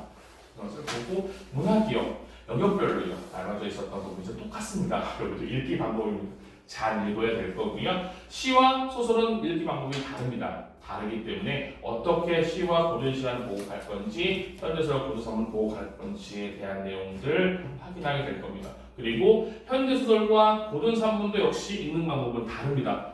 현대소설은 갈등 관계가 뚜렷하지 않은 경우가 있습니다. 그런데 고전산문은 선하게 되면 되게 뚜렷하죠. 이렇게 되면 인물 간의 관계도를 묻는 문제는 현대소설이 더 강할 거고요. 이거 고전산문에서 묻는 유형은 세부적인 이해 내용이 강할 거고요. 그러니까 작품에 따라서 유형에 따라서 묻는 문제는 다릅니다. 거기에 대한 내용을 중점적으로 개념에 대한 이해를 시켜드리려고 노력을 할 겁니다. 제가 여기를 부분입니다. 이런 식으로 나오는 부분이 굉장히 연륜이죠. 이렇게 되고 있었으면서 이걸 통해서 이걸 해석해야 되는 부분들이 있습니다. 그런데 이 작품을 처음 봐도 해석할 수 있는 힘이 필요한 부분이 됩니다. 이 작품을 처음, 왜냐하면 모든 작품이 내가 아는 작품만 나올 수는 없기 때문에 그렇습니다. 그러면 보기 제시험 문제는 보기 내용이 선택지에 들어와 있어야 되는 거고요. 선택지를 바탕으로 얘를 긍정 부정을 통해서 해석하는 것들, 그러니 평상같이 해석은 하지 않더라도 얘가 어떤 의미냐, 좋은 거냐 나쁜 거냐를 부분을 통해서 문제를 풀 수 있게끔 이 연습은 꼭 필요한 부분입니다. 그래서 문학은 그걸 중점적으로 할 예정입니다. 저희가 할 예정이 되고 있습니다. 네, 이 얘기입니다. 지문 유형에 맞는 방법을 객관적으로 읽어야 됩니다. 주관적이 아닙니다. 자기 머릿속으로 읽는 것이 아닙니다. 그런 관조적으로 읽어주셔야 됩니다. 객관적으로 읽는 게 되게 중요합니다. 내 생각과 다르기 때문에 나는 그건 아닌데 아니죠. 이게 출제자의 의도이기 때문에 출제자가 원하는 대로 읽고요. 문제 유형에 맞는 방법으로 근거를 찾아서 출제자의 의도 되게 중요합니다. 왜 냈는지. 출제자의 의도는 다시 한번 말씀드리지만 기출문제 해석이 되게 중요합니다. 정답을 찾아가는 것이 수능 및 내신과 굉장히 잘하는 방법 중에 하나가 됩니다. 저는 그래서 이 부분에 대해서 머릿속 생각이 아니고 주어진 지문을 충실하게 읽는 방법 연습, 이 부분이 가장 중요하다고 생각을 합니다. 그렇죠? 대략적으로 어떻게 공부가 진행되어 있고 저희가 어떻게 공부해야 되는지에 대해서 말씀을 드렸습니다.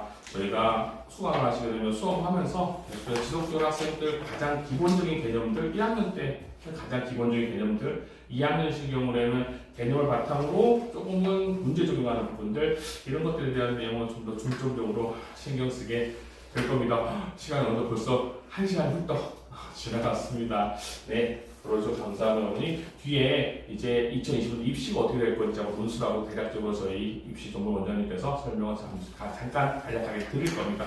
좀 힘드시겠지만 들어주시는 게 아마 앞으로 방향성 담는 데 되게 도움이 되실 겁니다. 오늘 말씀드렸습니다. 감사합니다.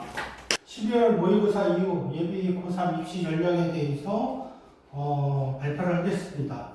일단은 분담금 같은 경우 가장 중요한 것은 분담금 같은 경우에는 아이들의 어떻게 보면 교과 성적이 좀 낮고 수능 성적이 높은 지역입니다. 그렇기 때문에 분당 지역에 있는 학생들 같은 경우 어떻게 교과를 공략할지, 그 다음에 종합을 공략할지, 그 다음에 논술을 공략할지 전체적인 어떤 부분에서 파악하는 시간을 갖도록 하겠습니다.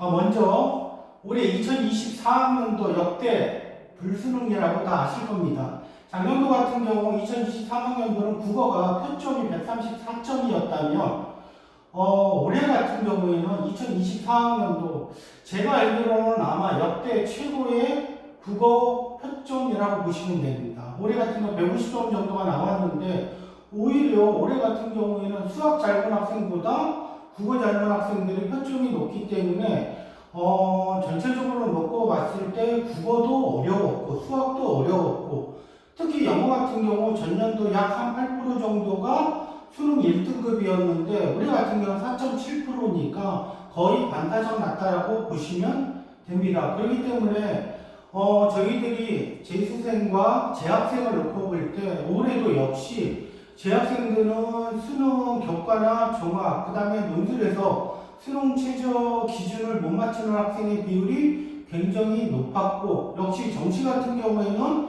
재수생들이 좀 성적이 좀 더 높게 나왔기 때문에 올해 같은 경우도 재수생 그 강세가 이어질 것이라고 판단됩니다. 그 다음 2024학년도 논술은 어땠나라고 보면 전체적으로 우리가 특징적으로 가장 저희 학원에서 시험을 많이 보는 학교인 성균관대 논술시험장을 찍었는데 여기서 보면 전체적으로 성균관대 같은 경우에는 분류논제인데 분류논제가 굉장히 좀 쉽게 출제가 됐다라고 하고 한양대 논술 같은 경우에는 문제가 좀 쉽고 쓰기가 좀 까다로웠다라고 합니다. 그리고 전체적인 어떤 아이들의 어떤 그 논술에 대한 어떤 그 경향으로 놓고 봤을 때 전체적으로 올해도 작년 기조와 마찬가지로 올해도 대학 학교들이 좀 수능이 어려워서 그런지는 모르지만 전체적으로 놓고 볼 때 논술은 그냥 편리하게 나왔다고 보시면 되고, 특히 2025학년도에는 연세대, 고려대, 성균관대가 논술백으로 뽑는다고 보시면 됩니다. 특히 고대가 논술을 올해 7년 만에 다시 실시하는 대학이니까 이 고려대에 따라서 내년도에는 논술에 관련된 이 부분이 좀 많은 변화가 있을 거라고 예측 가능합니다. 전체적으로 이거는 저희 학년에서 2023학년도 논술로 성균관대, 중앙대, 강릉대 합격한 재원생이 다시 논술 N수로 재수해서 올해 연세대에 합격을 한 어떻게 보면 자랑스러운 학생입니다. 제 양력은 잠깐 스킵하고 넘어가겠습니다. 2023학년도 우리가 논술 입시 전략을 짤 때 나의 자녀가 수능으로 어디를 갈지를 판단해 봐야 되는데, 수능으로 요즘 계속해서 회자되고 있는 정시교육대 경쟁률을 한번 보면 2022학년도에는 이거에 6.18이었는데 지금은 그러니까 작년이죠. 작년은 3.88이고 올해는 어떻게 해요? 올해는 이거보다 더 떨어진다라고 보시면 되고, 특히 공주교대 같은 경우는 작년도에 2.44였으면 1.88입니다. 저희들이 수능 같은 경우에는 가군, 나군, 다군 이렇게 있기 때문에 3대1 미달이라고 하는데, 지금 전체적으로 교육대학은 지금 미달이 나고 있는 상황입니다. 그렇기 때문에 우리 자녀가 교대에 어느 정도 관심이 있다면 우리의 원서 전략을 어떻게 펼지 교육대를 놓고 생각하는 것도 나쁘지 않고, 그리고 지금 지방권 같은 경우에는 아이들의 어떤 부족 때문에 지방권에 있는 어문계 어른, 특히 미달나는 학교들이 많기 때문에 우리 자녀를 어떻게 하면 이 수도권에 있는 데와 더 나아가서 인서울 할지 이렇게 생각을 해보고, 만약에 안 되면 정시로는 이렇게 미달나는 어떤 학교들이 있으니까 여기에 준해서 2025학년도 입시 전략을 피는 것이 중요하다고 판단됩니다. 자, 12월은 나의 입시 플랜을 결정할 시기입니다. 12월 19일 날 올해 모의고사를 보는데, 모의고사를 보자마자 가장 중요한 것은 우리 아이가 교과로 과연 대학을 어느 정도 갈지, 그 다음에 종합으로 대학을 어느 정도 갈지, 그것에 대한 어떤 판단 기준은 정시로 우리 아이가 12월 19일 날 성적이 어느 정도 나왔으며 그 성적에 의해서 우리 자녀가 어느 정도 대학을 갈지를 보고, 교과로 과연 그 정시보다 높은 그 대학의 공략이 가능한지, 종합이 그 공략이 가능한지를 판단해 보시고 입시 전략을 반드시 짜야 합니다.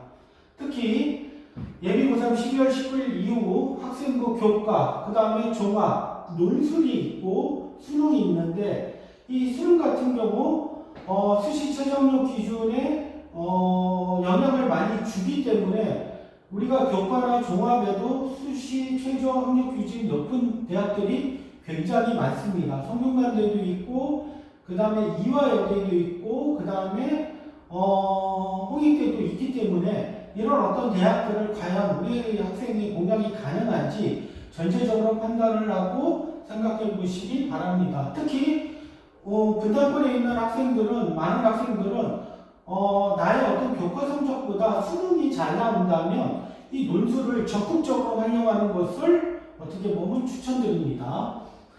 이 전체적으로 2024학년도 고3 민원의 어떤 변화가, 제가 지방권 같은 경우 요즘 이제 학생 수가 없어서 미달이 난다라고 했는데, 그 이유 같은 경우 올해 24학번이 되는 학생들이 전체적으로 고3이 43만 8천 명 정도가 있었는데 올해 44만 명 정도가 수능을 봤는데, 올해 그 재수생들이 굉장히 많았거든요. 내년에는 전체적으로 한 15,000명, 17,000명 정도가 증가하는데 재수생들이 아마도 그 정도는 감소되지 않을까 판단해서 재수생들이 되지 않을까 판단해서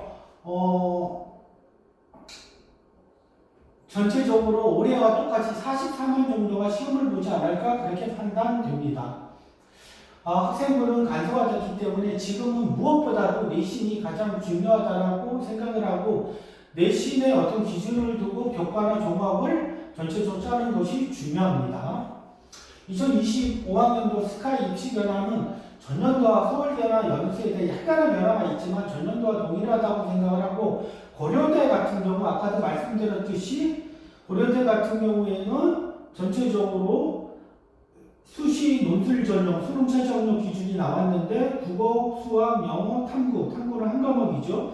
네 과목 전체 합이 8, 한국사 4등급이라고 생각을 하시고, 우리 아이가 4등급 8 정도 된다면 적극적으로 고려대를 공략하는 것을 어떻게 보면 선별 과제라고 생각하는 것이 중요합니다.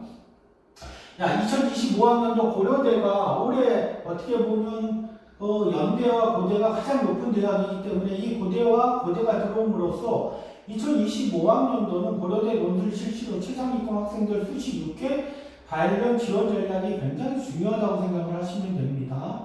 연세대, 고려대, 서강대, 성균관대, 한양대, 중앙대, 이화여대, 경희대, 한국외대를 놓고 전체적으로 고려대가 들어갔기 때문에 학생 수는 거의 변화가 없다라고 했죠. 그렇기 때문에 올해 경쟁률이 제가 생각할 때는 전체적으로 한 15%에서 20%는 낮아진다고 판단을 하면, 최저 기준이 높은 어떤 학교들은 그런 측면에서 오히려 합격하기가 굉장히 쉬워졌다고 판단하시면 됩니다. 그 하나의 예로 논술로 최저 기준 3학 6을 맞춘다면 특히 중앙대하고 이화여대는 올해 2025학년도는 거의 논술로 합격이라고 판단하시면 됩니다.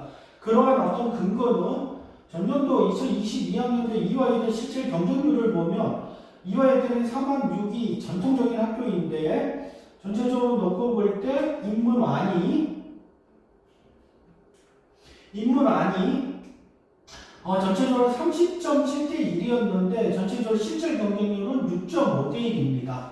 그런데 이 점수를 보면 인문안이 전체적으로 76점입니다. 만약에 내가 논술, 이화여대 논술을 어느 정도 배웠다라고 하면 최소 80점 이상은 쓰기 때문에, 아무리 못 써도 80점 이상은 쓰기 때문에 사실 6.5대 1이 내가 80점 정도 점수가 나온다면 3학 6을 맞춘다면 거의 합격하는 것입니다.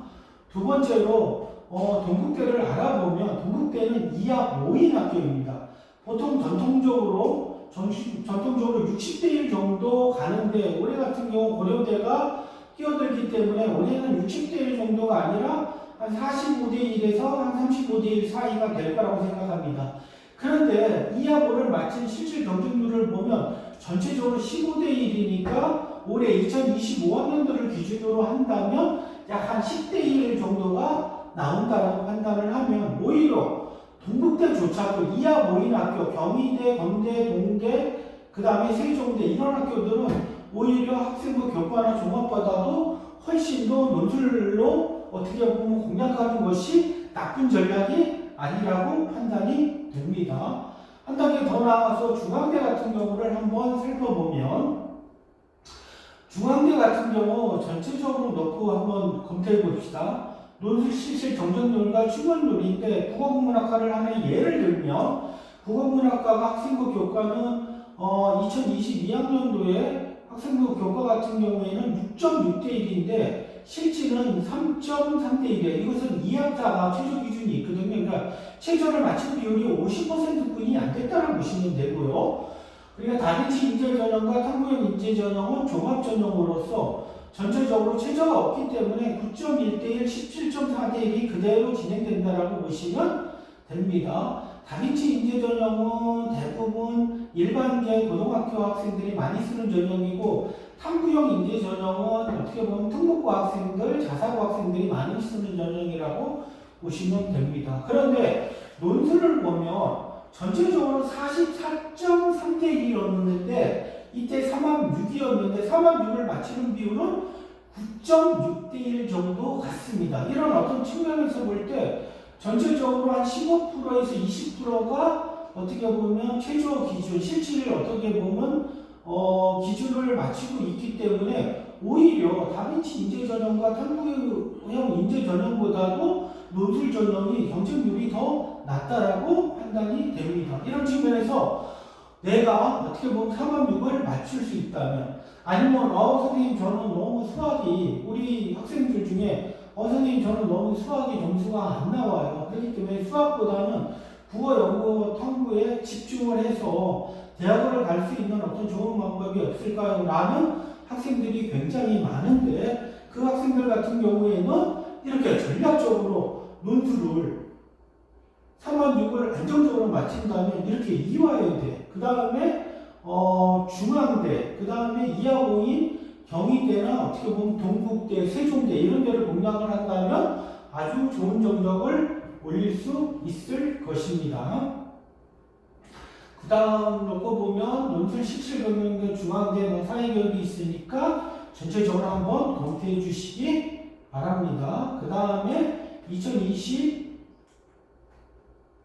2학년도 중앙대 실질 경쟁률과 충원률을 보여주고 있는 표인데 전체적으로 전년도보다 지금 이 문제를 한번 보면 최초의 국문학과가 전년도 같은 경우에는 46점 비슷했는데 실질 경쟁률은 오히려 훨씬 더 떨어졌다는 거. 이거 같은 경우에는 왜 그러냐면 전년도에는 50만 정도가 맞는데 이번 전년도에 44만 정도가 보면서 전체적인 어떤 측면에서 학생 인원수가 줄어들면서 나타나는 어떻게 보면 학력 저하 현상이라고 보면 됩니다. 특히 국어국문학과는 4.9대 1, 영어 영문학과 6.3대 1, 어문 계열을 보면 진짜 러시아 문학과는 1.6대 1, 일본어 문학과 2.2대 1, 중국어 문학과 2.4대 1이고 문헌 전문화 이런 것들을 보면 문헌 전문은 3.4대 1, 사회복지학과는 3.5대 1, 역시 미디어 커뮤니케이션 학과는 14.2대 1로 역시 강합니다.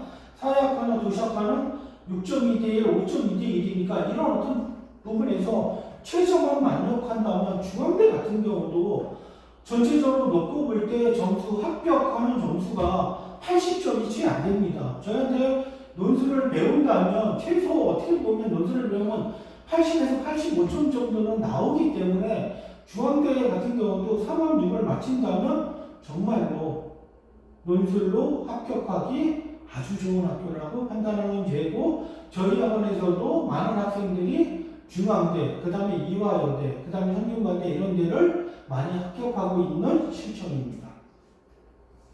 그리고 2022학년도 실질경쟁 충원률 한번 전체로 교육학과 4.5대 1, 유아교육학과 2.6대 1, 영어교육학과 4.9대 1, 경영학과 같은 경우도 7.4대 1, 글로벌 금융 5.4대 1, 경제학부 4.7대 1, 그리고 그 중앙대에서 가장 유명한 학과 중에 하나인 국제물류학과 같은 경우는 4.4대 1입니다. 그런 측면에서 작년에 이때 2022학년도에 저희 학원에서 예비 2번을 받은 학생이 있었는데 국제물류학과 예비 2번을 받은 학생이 있었는데 예비 2번까지 추합이 사실 빠졌습니다.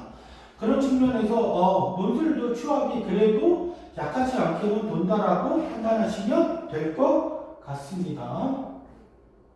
2025학년도 논술 특징을 보면 새로운 학교 추가, 특히 고려대의 추가는 전체적으로 최상위권인 학교가 들어왔기 때문에 상위권, 중상위권, 그 다음에 중하위권, 하위권 학생들은 전체적으로 경쟁률이 훨씬 더 떨어질 거라고 판단하시면 됩니다. 그렇기 때문에 올해 같은 경우에는 정말로 논술로 합격하기가 최고의 어떻게 보면 시즌이 돌아왔다라고 판단하시면 됩니다. 거기에다가 3학 6을 못 맞히는 비율이 너무 많았기 때문에 최저를 완화한 학교가 있는데 이것은 뒤에서 자세히 살펴보겠습니다. 특히 서강대, 건국대, 성신여대, 연세대, 미래 거기에다가 성균관대도 최저를 완화했는데 중앙대도 완화를 했으니까 그 부분을 뒤에서 보겠습니다. 그리고 이제는 그 논술 100을 하는 학교들이 워낙 많기 때문에 교과 반영률도 굉장히 축소됐다라고 생각을 하면 됩니다. 논술을 2025학년도 상명대하고 고려대가 들어옴으로써 전체적으로 약 200명 정도 증가한다고 보시면 됩니다. 2024학년도 논술대학의 특징, 올해 아이들하고 참 많은 어떤 논술 부분에 대한 얘기를 했었는데 고등학교 선생님들이 문제를 감수하면서 많은 변화가 일어났는데 특히 많은 변화는 전에는 대학교 교수님들이 학교 측에서 자신들의 어떤 판단에 의해서 문제를 냈을 때 문제의 난이도가 굉장히 높게 나왔다면 지금은 고등학교 선생님들이 감수하면서 교과 통합 논술이 대세를 이루게 되었고, 거기에다가 어떻게 보면 고등학교 선생님들이 고등학교 수준의 어떤 논술을 내기 때문에 논술의 난이도가 점점 쉬워지고 있다라고 판단하면 됩니다. 그렇기 때문에 첫 번째는 교과에서 무조건 출제된다고 보시면 되고, 두 번째 문제 난이도 조절로 지금 문제 파악보다는 잘 쓰는 논술이 위에 있습니다. 아이들이 문제를 파악하지 못하는 아이들은 이제 거의 없다고 판단하시면 됩니다. 문제를 이제 파악하는데 그 파악된 문제를 가지고 어떻게 비교, 어떻게 분류, 어떻게 분석을 할 것인가를 놓고 전체적으로 아이들의 어떤 역량을 검토한다고 보시면 됩니다. 그런 어떤 측면에서 지방고는 논술 접근하기가 어려운 관계로 서울권과 분당, 수시 정도가 논술을 지금 준비하고 있기 때문에 사실 논술을 준비한다는 것은 거의 축복이라고 보시면 됩니다. 지방권 같은 경우 아까도 점수를 보여드렸듯이 이화여대 같은 경우에는 전체적으로 합격하는 점수가 75점, 그 다음에 중앙대 같은 경우는 약 한 80점 언더인데 왜 이런 어떤 현상들이 일어나냐면 전체적으로 아이들이 논술을 하고 싶어도 지방권에 있는 코로나 때문에 이제 지방에 있는 어떤 선생님들, 대치동이나 분당에 있는 어떻게 보면 선생님들이 지역에 있는 학교에 어떻게 보면 이제 거의 들어가지 않게 됐습니다. 그렇게 됨으로써 지방권에 있는 학생들이 논술을 배울 수 있는 것은 수능 끝나고 약 일주일이기 때문에 우리가 미리 논술을 준비한다면 정말 논술이 오히려 교과 종합보다도 훨씬 더 쉽게 준비할 수 있다고 판단하시면 됩니다. 특히 학교마다 출제 유형이 다르기에 지원대학에 초점을 두고 논술을 공부를 한다면 이것은 거의 무조건 합격을 한다고 보시면 됩니다. 그렇기 때문에 학원에 와서 전체적으로 40개, 40군데의 대학에 있는 논술을 다 공부하는 것이 아니라 우리가 갈 만한 어떤 대학들을 뽑아보고 그 대학을 어떻게 보면 공부를 해보고 그 대학 중에 나에게 맞는 대학, 3군데면 3군데, 4군데면 4군데, 아니면 전체적으로 6군데면 6군데만 딱 뽑아갖고 전체적으로 그 대학만 집중적으로 공략하는 것이 가장 중요한 논술을 합격하는 방법이라고 판단하시면 됩니다. 2025학년도 논술 모집 변화에서 가장 중요한 것은 아까도 말씀드렸듯이 고려여대가 어떻게 보면 올해 논술 100으로 논술을 다만 최저 기준이 좀 높기 때문에 올해 논술 연대가 100대 1 정도를 갔는데 고려대도 적어도 50대 1은 넘어가기 때문에 전체적으로 고려대 밑에 있는 학교들은 경쟁률이 그만큼 떨어진다고 판단하시면 되기 때문에 내가 고려대를 공략하면 좋은 거고 공략하지 않는다고 해도 나머지 경희대, 외대, 그 다음에 우리가 가려고 하는 건국대, 동국대, 그 다음에 홍익대 이런 데는 전체적으로 경쟁률이 올해 한 15대 1 정도는 더 떨어질 거라고 판단됩니다. 그 다음 좀 저희들이 볼만한 거가 서강대 같은 경우도 3합6을 맞추는 비율이 너무 적기 때문에 한 단계 더 낮춰서 3합 7로 작년에 내렸다는 판단하시면 되고, 특히 성균관대 같은 경우 한번 보십시오. 성균관대 같은 경우는 국어, 수학, 영어, 탐구 중 세 과목이 합이 6입니다. 탐구를 이 두 과목을 한 건 두 가지를 각각 인정해 주기 때문에 올해 제가 이렇게 개인별 논술에서는 전체적으로 논술을 가르칠 수 있는 인원이 한 50명 정도가 되는데 50명 중에 25명이 성균관대를 모두 다 최고의 대학으로 지원했다라고 보시면 됩니다.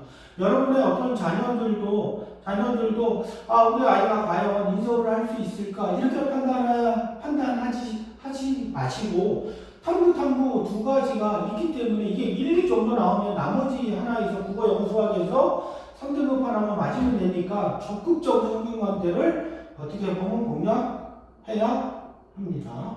서울권, 그 다음에 서울권 2에서 중요한 어떤 대학을 좀 얘기하면 올해 같은 경우 숭실대 합격자들이 많은데 숭실대가 이합 5인데 숭실대가 논술이 좀 어렵고 그렇기 때문에 아이들이 어떻게 보면 문제를 내는 어떤 경향이 어떻게 보면 지원하는 경향이 좀 약했다라고 보시면 됩니다. 그래서 올해 숭실대를 지원한 학생들은 합격하는 아이들이 많고 이화여대 아까도 말씀드렸듯이 이화여대 같은 경우는 3학 6이기 때문에 스크린트 학부는 국어, 수학, 영어, 탐구 3학 5입니다. 그렇기 때문에 내가 취저를 마친다면 이화여대를 논술로 내가 마지막으로 어떻게 보면 갈 수 있는 어떻게 보면 최후의 보류로 판단해 주셔도 됩니다. 중앙대도 3학 6을 마치는 비율이 너무 낮기 때문에 이것도 그대로 국어, 수학, 영어, 탐구 중 3학 6이지만 영어 1, 2등급을 1등급으로 간주하기 때문에 중앙대도 어떻게 보면 최저 기준이 낮아졌다라고 판단하시면 됩니다. 그렇지만 올해 영어가 아까도 말씀드렸듯이 1등급이 4.7%고 2등급도 그렇게 많지 않기 때문에 전년도와 그렇게 큰 변화가 일어나지는 않을 것이라고 판단됩니다. 2025학년도 논술 모집 변화가 있는데 경기권에서는 대부분 보면 경기대, 단국대, 아주대, 그 다음에 인하대를 많이 보는데 이런 어떤 학교들은 최저가 없기 때문에 우리 아이가 어떻게 보면 최후의 보류로 최저가 없으니까 전체적으로 여기를 공략하는 것도 바람직한 방법입니다. 논술 학생 50명 중에 26명 논술 합격을 했는데 전체적으로 24학년도 오늘부터 논술 합격자들 발표를 하는데 그런 어떤 부분에서 좀 전체적으로 올해도 좋은 성적이 나오지 않을까 그렇게 판단하고 있습니다. 대도시권 서울시 연령 학점이 위기라는 것은 왜 그러냐면 전체적으로 대도시권에서는 교과 따기가 내신 따기가 너무 어렵기 때문에 대부분 학생들을 상담을 해보면 교과 내신보다도 오히려 수능감이 높은 학생들이 대부분이기 때문에 어머님들도 잘 판단해 보시고 우리 자녀가 수능으로 갈 수 있는 대학에 비해서 교과 종합이 낮다면 전략적으로 수능과 그 다음에 논술로 가는 것이 어떻게 보면 교과 종합을 준비하다 보면 수행평가 그 다음에 반드시 하지 말아야 하는 어떤 과목들도 너무 많이 해야 되기 때문에 어떻게 보면 수능에서 성공한다는 것이 굉장히 어렵습니다. 그런 부분에서 우리 그 학생이 수능보다 어떻게 보면 내신보다 수능이 높다면 아니면 우리 아이는 죽어다 깨어나도 수학이 안 돼요. 우리 아이는 죽어다 깨어나도 영어가 안 돼요. 라고 하는 학생들이 있다면 논술을 적극적으로 활용해 주시기 바랍니다. 저희 1대1 개인별 개인 논술의 특징과 고3 시간표를 잠깐 말씀드리면 분당강 같은 경우에는 토요일 오후 2시에서 5시 반 이번 주 23일 날 개강합니다. 일요일 같은 경우도 오후 2시에서 오후 5시 반 개강반이 있고 수요일도 오후 6시에서 오후 9시 반 개강반이 있기 때문에 이런 어떤 부분에서 어머님들이 전체적으로 놓고 어머님들이 우리 자녀 이번 12월 19일 날 시험을 보고 우리 자녀는 만약에 논술로 대학을 가야 한다. 아니 교과가 좋은지 종합이 좋은지 논술이 좋은지 수능이 좋은지 잘 모르신다면 저한테 전화나 문의를 주시면 제가 전체적으로 아이에 대한 교과, 종합, 그 다음에 수능, 대학을 뽑아보고 논술은 어떻게 해야 할지 전체적인 입시 플랜을 쫙 드리겠습니다. 그리고